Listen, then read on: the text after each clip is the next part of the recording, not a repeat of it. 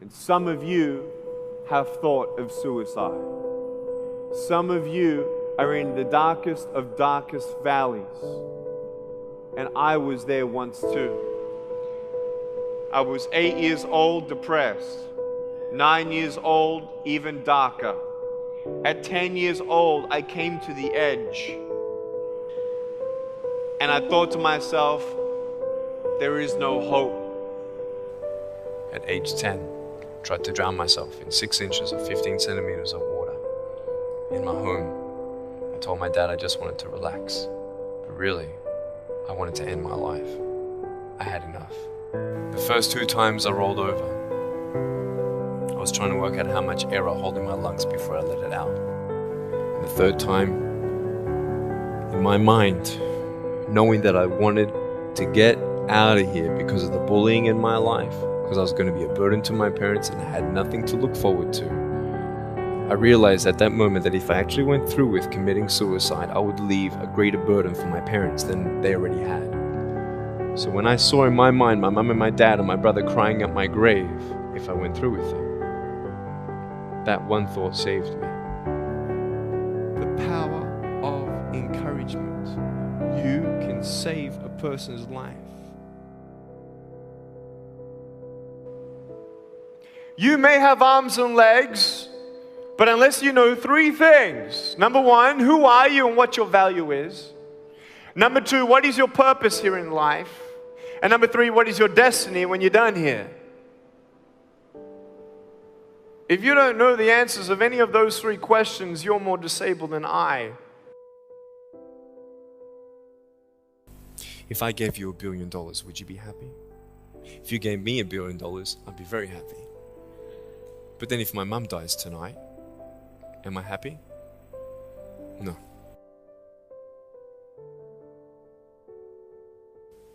But life is worth living when you find purpose.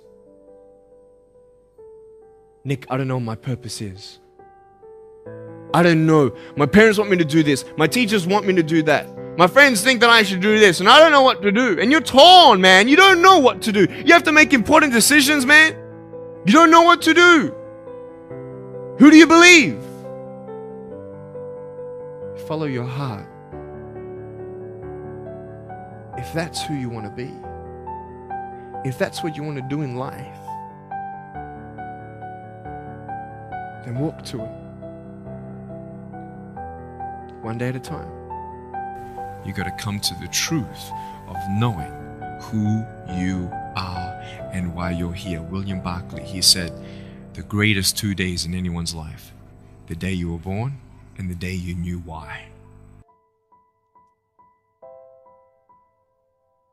I know that there are 1 billion people going hungry today. I know that this year 1 million people will commit suicide. It's 1 every 40 seconds. I know today there are 120 million slaves, and I've met sex slaves.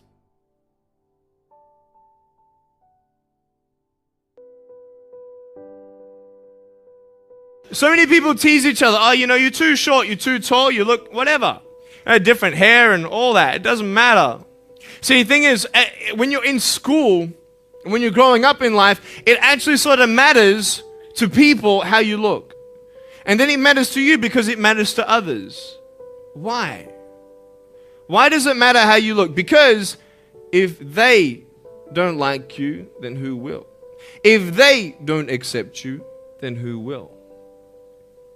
I know so many teenagers who look themselves in the mirror and wish that they had a different body. I want to ask you, what are you going to believe? Are you going to believe in yourself? Are you going to believe everybody else's judgment on you? Are you going to believe people when they say that you're a failure? No one really likes you. No one really cares about you. That's what this world is. I want to look like her. If I was taller, shorter, smarter, more popular, whatever you want. It's not enough. And the fear that we have is that we're going to be alone. That we're not good enough. And you know, we have to change ourselves. And you know, so many people put me down and say, Nick, you look too weird and no one's really your friend and you can't do this and you can't do that. And I couldn't change anything. It's not like just fixing my hair one day and everything's fine. It's not like, you know, just whatever. I couldn't change my circumstance. I couldn't just one day wake up and say, hey, give me arms and legs. I need arms and legs. But it was so hard because people put me down. And I started believing that I was not good enough. I started believing that I was a failure. That I'd never ever be somebody who people would like or people would accept. And it was so hard, man. I thought to myself, I can't go on the soccer field like everybody else, and I can't ride my bike, and I can't skateboard, and all these sort of things. And I started getting depressed. I thought, what kind of purpose do I have to live? I mean, are you just here to live to die? I mean, is there not a purpose for me? Is there not a purpose in life? And I had questions and no answers. And I asked my mum and dad, why did this happen? I asked doctors, why did this happen? And they don't know. There are some things in life that are out of your control that you can't change and you got to live with. The choice that we have, though, is either to give up or keep on going. Every single human being has value, and my value is not determined on how I look or what job I have or where I'm from, where I was born, how much money, all that stuff is nothing. And it's funny how the friends around you sort of determine who you are. You change yourself. You come to school. And everybody swore around me at high school, so I started swearing. Why? Because it's the cool thing to do. Everybody swears. So I don't want to be left out. And I want to be accepted, so I started swearing. You go to a party, everybody's drinking, so you drink. Why? Well, everybody else around me is doing a big deal. And you start losing yourself, and you start putting your security in temporary things. You start putting your happiness in things that won't last. You can get drunk all you like, but in the morning, you're going to be sober with a headache with the same problems. Nick, you're not good enough. Nick, just give up. Nick, you're never going to get a job. You won't get married. You can't even hold your wife's hand. What kind of a father are you going to be if you can't even pick up your kids when they're crying?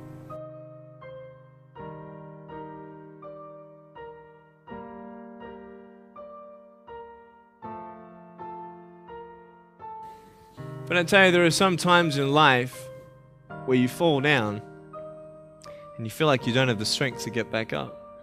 Because I tell you, I'm down here, face down, and I have no arms, no legs. It should be impossible for me to get back up, but it's not. You see, I will try 100 times to get up, and if I fail 100 times, if I fail and I give up, do you think that I'm ever going to get up? No. But if I fail, I try again and again and again. For as long as I try, there's always that chance of getting up. Does that make sense? And it's not the end until you've given up. And just the fact that you're here should persuade you that you have another chance to get back up. That we have a choice, either to be angry for what we don't have or be thankful for what we do have. You have a choice every day you come to school to either tease somebody, gossip about somebody, or you can go up to them and encourage them. There's still hope. I'm not here today to tell you that I understand your pain. I don't know how it feels to be abused. I don't know how it feels to feel, quote, fat and you've got an eating disorder. I don't know how it feels to have a broken home. But I just want you to know that it's not the end. It matters how you're going to finish. Are you going to finish strong? At age 10, I actually tried to commit suicide by trying to drown myself in my bathtub. And the only reason I decided to stay was because I didn't want to leave my loved ones with that pain. So I decided to give my broken pieces a chance. Man, am I glad that I'm still here. Today, I still have no arms, no legs, but everything's changed. When I'm 24 years old, 5-6 years ago, I was in California, and I never met anybody else like me. When I was 10 years old, I wish I would have met somebody like me. Never did. Didn't get that miracle. But at 24, in California, I saw a little boy with no arms and no legs, 19 months old, just like me. I knew he was going to be bullied. I knew he was going to go through depression. I knew he would feel alone. I knew that he would get worried if he's ever going to have a girlfriend, and so on and so on. I got the father to bring him up on stage in front of 2,000 people. And everyone was crying. And it was a materialization of when you don't get a miracle, you can be a miracle for someone else. Think of the 3 biggest discouragers in your life. They're not your biggest discouragers. You are. But I hope you are inspired to know that if I can dream big, then so can you. There are no walls. Find your peace, and you'll make your walls doors.